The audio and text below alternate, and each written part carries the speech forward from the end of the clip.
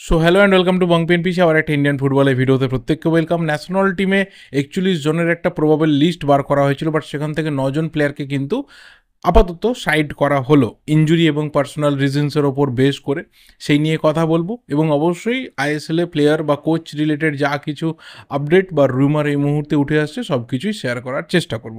প্রথম কথা অবশ্যই সরাসরি বলতে হবে ন্যাশনাল টিমকে নিয়ে, কারণ 41 জনের একটা প্রবাবল লিস্ট কিন্তু বেরিয়েছিল, যেখানে মোটামুটি সমস্ত আইএসএল ক্লাব থেকে রিপ্রেজেন্টেটিভ ছিল। তার পাশাপাশি আই লিগ থেকেও কিন্তু আমরা নতুন 4 জন প্লেয়ারকে প্রথমবারের মতো প্রবাবল লিস্টে ঢুকতে দেখেছিলাম। তো সেই জায়গা থেকে 9 জন প্লেয়ার কিন্তু আপাতত পুরো টিম সেট আপের বাইরে থাকছে। এর মধ্যে 8 জন প্লেয়ার ইনজুরির জন্য, এবং আপুইয়া তার কিন্তু ইউনিভার্সিটি এক্সাম রয়েছে, সেই কারণে সেও কিন্তু পার্সোনাল রিজনে আপাতত এই দুটো ম্যাচ থেকে বাইরে থাকবে। পুরো টিমের যে সেট আপ রয়েছে সেখান থেকে বাইরে থাকবে। যে 8 জন প্লেয়ার আপাতত ইনজুরির কারণে বাইরে থাকলো, তার মধ্যে অবশ্যই মেন যে প্লেয়াররা কোথাও ফার্স্ট 11 বা টিমের যে কোর স্কোয়াড তার পার্ট হতে পারতো, তার মধ্যে অবশ্যই আকাশ মিশ্রা রয়েছে, দীপক টাংরি রয়েছে, রাহুল কেপিদের মতো প্লেয়াররা রয়েছে, পাশাপাশি ভিভিন মোহনন বা মোহাম্মদ ইয়াসির এই ধরনের প্লেয়াররাও কিন্তু চোটের কারণে, বা রোশন নাওরেম সিংয়ের মতো ভার্সেটাইল সাইড ব্যাকও কিন্তু চোটের কারণে আপাতত টিম সেট আপের বাইরে থাকবে। তো ঠিক আছে, চলো, প্রচুর প্লেয়ার রয়েছে, 9 জন বাইরে গেলেও কিন্তু 32 জনের মতো প্লেয়ার রয়েছে, এরকম না যে আমাদের প্লেয়ার নেই। তবে অবশ্যই মাঝ মাঠে আপুইয়া না থাকা সেই জায়গাটাতে অবশ্যই জেকসন, থাপা, সুরেশ তাদের কিন্তু এক্সট্রা দায়িত্ব নিশ্চিতভাবেই নিতে হবে, কারণ আপুইয়া যে ওয়ার্কলোডটা নেয় ন্যাচারালি ন্যাশনাল টিমের জার্সিতে, সেটা আমরা অন্য প্লেয়ারের থেকে অনেকটা কম পাই। তো হাই টাইম রয়েছে এই দুটো ভাইটাল ম্যাচ, যেখানে কুয়েত ম্যাচটা আমাদের জিততে হবে। কাতার ম্যাচটা আমি যদি হাতের বাইরে রাখি, সম্ভব না যা আমাদের অবস্থা এই মুহূর্তে দাঁড়িয়ে, কুয়েত ম্যাচটা আমাদের জিততেই হবে। তো সেই জায়গাতে মাঝ মাঠের প্লেয়ারদের কিন্তু আলাদা করে ওয়ার্কলোড নিতে হবে।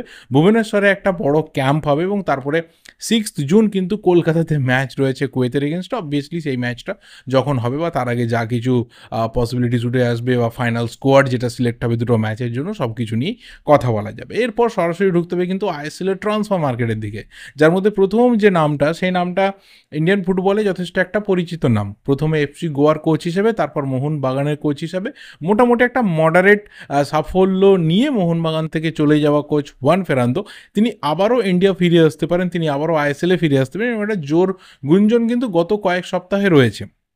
একটা সময় দাঁড়িয়ে হঠাৎ করে হায়দ্রাবাদের সাথে তার লিঙ্ক আপ জুড়ে যায়, যদিও সেটা একদমই ঠিকঠাক ছিল না, কারণ হায়দ্রাবাদের যে ফিনান্সিয়াল কন্ডিশনস রয়েছে, ওখানে তারা নিজেদের যা স্টাফস রয়েছে তাদেরই মাইনে দিতে পারছে না। প্লেয়ার তো অনেক দূরের ব্যাপার, সেখানে নতুন কোচ নিয়ে আসা আপাতত তাদের ভাবনা চিন্তার বাইরে।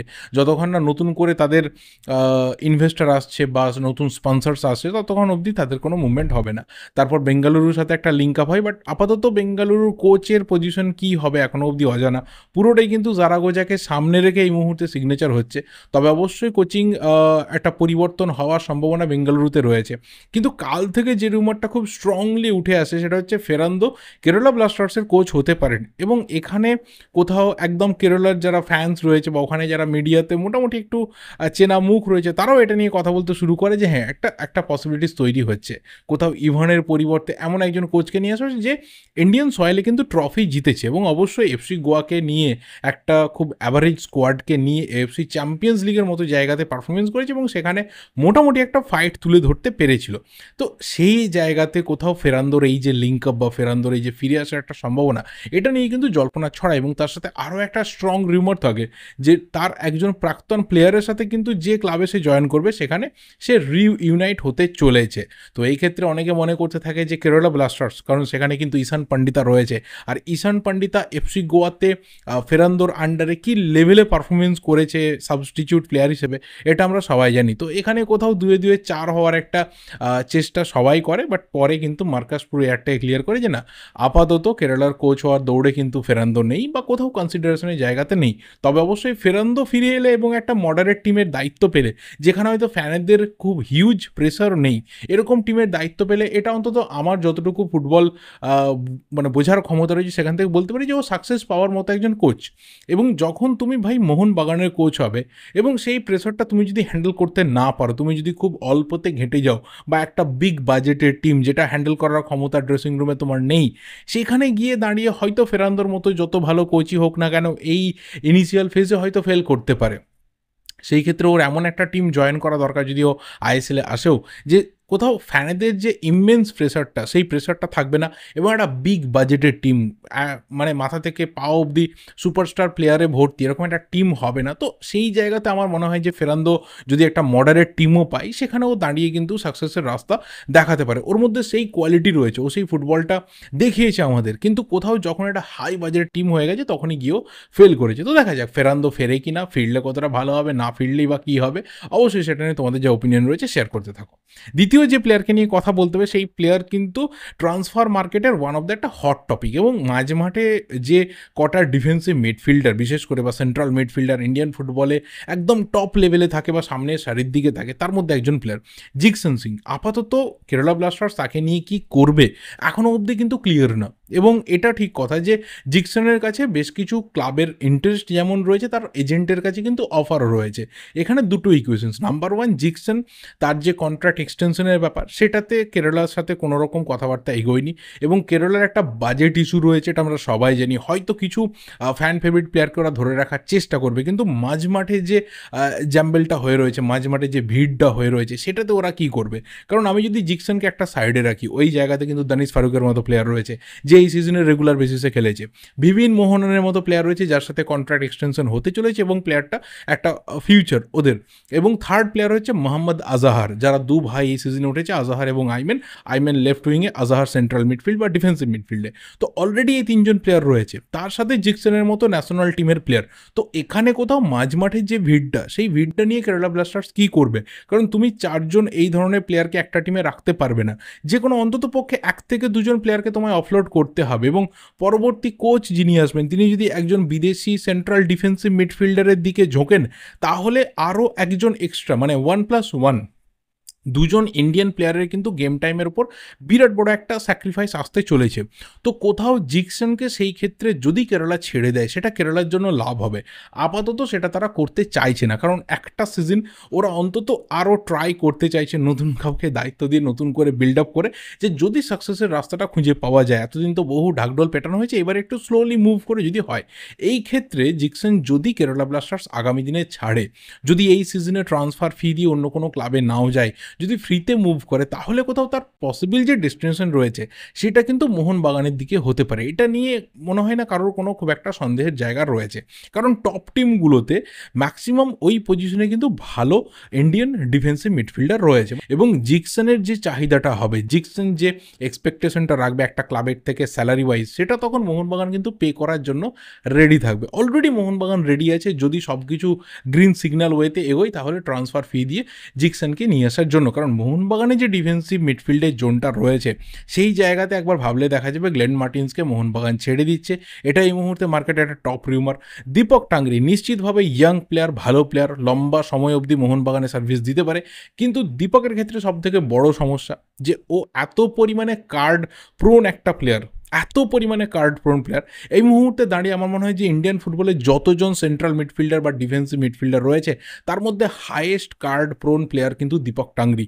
এতগুলো কার্ড ইন্ডিয়ান প্লেয়ার হিসেবে মনে হয় না কেউ দেখেছে বলে। গোটা সিজনে ওর সম্ভবত 9 থেকে 10টা ইয়েলো কার্ড হয়ে গেছে, এবং সেখানে মাথায় রাখতে হবে যে দীপক কিন্তু প্রথমের দিকে প্রচুর আইএসএলের ম্যাচ খেলেনি, অনেকটা পরেও টিমে এন্ট্রি নিয়েছে, চোটের কারণে অনেক দিন বাইরে ছিল। তো এই ধরনের প্লেয়ারের উপর তুমি গোটা সিজন যদি রিলাই করে থাকো, দেন দ্যাট ক্যান বি ব্যাকফায়ার। এবং তারপরে অপশন অবশ্যই অভিষেক সূর্যবংশী। নিশ্চিতভাবে এই সিজনে তার একটা বিশাল উত্থান হয়েছে, কিন্তু অভিষেকের খেলা যতটুকু প্রত্যেকে রিড করতে পেরেছে, সেখানে অভিষেক কিন্তু অনেক বেশি একজন সেন্ট্রাল কাম অ্যাটাকিং মিডফিল্ডারের মতো পারফরমেন্স করে, যেটা আমরা থাপার থেকে দেখি। ওকে যখনই ডিফেন্সিভ ব্লকার বা ডিফেন্সিভ জোনে নামিয়ে দেওয়া হয়েছে, কিছু কিছু সময় ও ভালো খেলেছে, কিন্তু ম্যাক্সিমাম সময় ওকে যখন আপফ্রন্টে এগিয়ে দেওয়া হয়েছে, ওর পায়ে বল এবং কোথাও সার্ভিস দেওয়ার জন্য ও মাঝমাঠের যে জোনটাতে সবচেয়ে বেশি অপারেট করে, সেটা অনেক বেশি কিন্তু অ্যাটাকিং মিডফিল্ডারের মতো ওকে রোলে লাগে। তো সেই জায়গাতে মোহনবাগান যদি এই ধরনের একটা হাইট, ফিজিক এবং অলমোস্ট একজন বিদেশি প্লেয়ারের ইকুইভ্যালেন্ট কোয়ালিটিওয়ালা ইন্ডিয়ান ডিফেন্সিভ মিডফিল্ডার পেয়ে যায়, তাহলে কোথাও লং টার্মে ওই জায়গাটা কিন্তু সিল হবে। যদি এই সিজনে কেরালা তাকে ছাড়তে না চায়, তাহলে মোহনবাগান বা প্লেয়ার এজেন্ট সব দিক থেকে একটা কথাবার্তা হয়তো গিয়ে রিচ করতে পারে যে জানুয়ারি মাসে তার সাথে একটা প্রি কন্ট্রাক্টে যাওয়া। কারণ মোহনবাগানের এই সিজনটা 2024-25 যে সিজনটা আসছে সেখানে হয়তো খুব বেশি চেঞ্জেস আসবে না, বাট কোথাও ইনটিউশন বলছে যে 2025-26 সিজনটা যখন আসবে তখন সেখানে একটা ভাস্ট চেঞ্জ কিন্তু অবভিয়াসলি আসবে। কারণ এমন কিছু প্লেয়ার্স রয়েছে তারা এই সিজনে যে পারফরমেন্সটা তুলে ধরেছে যদি সেখান থেকে একটু ডিটেরিয়েট করে তাহলে কিন্তু প্রচুর প্লেয়ার চেঞ্জেস আসবে। অলরেডি কিন্তু ফ্যানেদের মধ্যে একটা ক্ষোভ রয়েছে যে এই প্লেয়ারকে চেঞ্জ করতে হবে। বাট দেখো, একটা সিজনে যখন টিম চ্যাম্পিয়ন হচ্ছে সেই চ্যাম্পিয়নশিপের পেছনে যখন অনেক প্লেয়ারের অবদান রয়েছে তো রাতারাতি সেই প্লেয়ারদের ছেড়ে দেওয়া যায় না। কিছু প্লেয়ার হয়তো চেঞ্জ হতে পারে, বাট যে নামগুলো বারবার করে সামনে নিয়ে আসা হয় যে এই প্লেয়ারকে পরিবর্তন করে তাকে নিয়ে আসা হোক, সেটা হয়তো এই সিজনেই হবে না।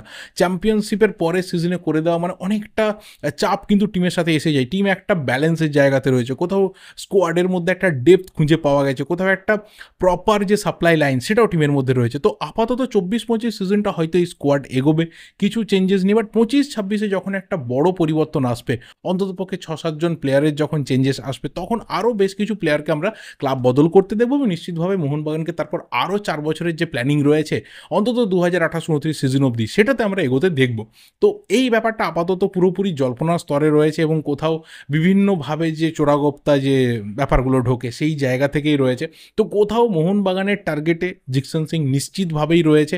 কথাবার্তা হচ্ছে কি হচ্ছে না এখন কি ব্যাপারে রয়েছে সেটা অন্য বিষয়, বাট অন্ততপক্ষে লাস্ট 2-3 ইয়ার্স জিকসন কিন্তু মোহনবাগানের টার্গেটে নিশ্চিতভাবেই রয়েছে। হয়তো সেটা এখনও অবধি সাকসেসফুল হয়নি, বাট ইন ফিউচার সেটা হওয়ার রাস্তাতে থাকবে। এবং জিকসনেরও যদি তার টার্গেট থাকে যে কেরালা ছেড়ে বেরিয়ে আসবে তাহলে প্রবাবল বা পসিবল যে ডেস্টিনেশন সেটা কিন্তু মোহনবাগানের দিকে হবে। অ্যান্ড দ্য লাস্ট প্লেয়ার যাকে নিয়ে কথা বলবো, বিদেশি প্লেয়ার সেন্টার ফরওয়ার্ড, কোথাও ইস্টবেঙ্গলের সাথে এই মুহূর্তে লিঙ্কড আপ। এবং এই খবরটা বাংলা থেকে একটা মিডিয়া থেকে আপাতত ব্রেক করা হয়েছে যে আপাতত অলিম্পিয়াকোসের স্টার স্ট্রাইকার ইউসুফ এল আরাবি এই প্লেয়ারকে কোথাও ইস্টবেঙ্গল কিন্তু টার্গেট করছে। কোথাও কোচের যে টার্গেট লিস্ট বা শর্ট লিস্ট রয়েছে সেখানে কিন্তু এই প্লেয়ারটা রয়েছে।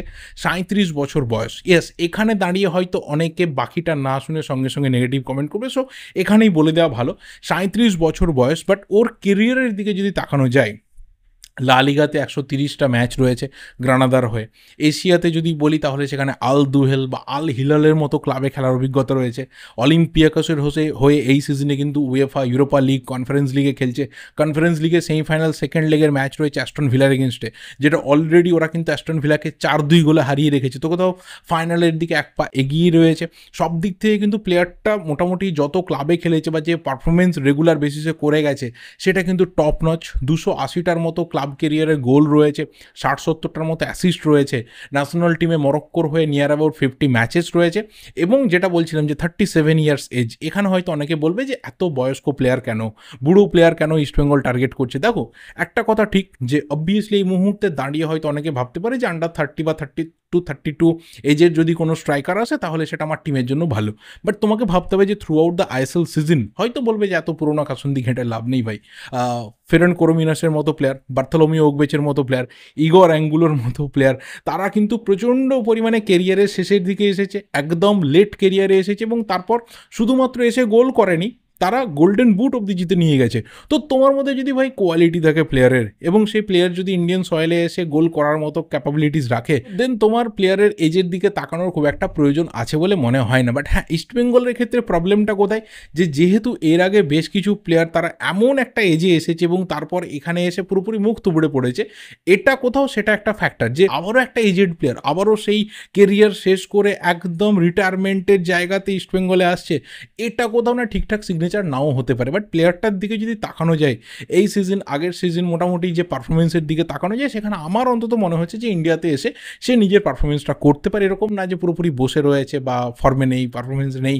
এই সিজনে হয়তো একটু চোট পেয়েছে, তার আগের সিজনগুলোতে সেইভাবে চোটের খবর নেই। একদম প্রায় 6-7 বছর আগে বড় চোট ছিল। এই সিজনে 50 দিনের মতো চোটের কারণে বাইরে ছিল, 8-9টা ম্যাচ মিস করেছে।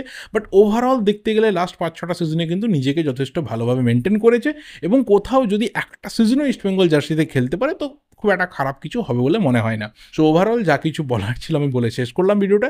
এবার তোমাদের যা যা করার রয়েছে অবশ্যই করতে থাকো, লাইক করো, শেয়ার করো, যা ওপিনিয়ন রয়েছে কমেন্ট করে জানাতে থাকো। দেখা হবে পরের ভিডিওতে। Till then subscribe the channel যদি নতুন হয়ে থাকো। Thank you, good bye and good night.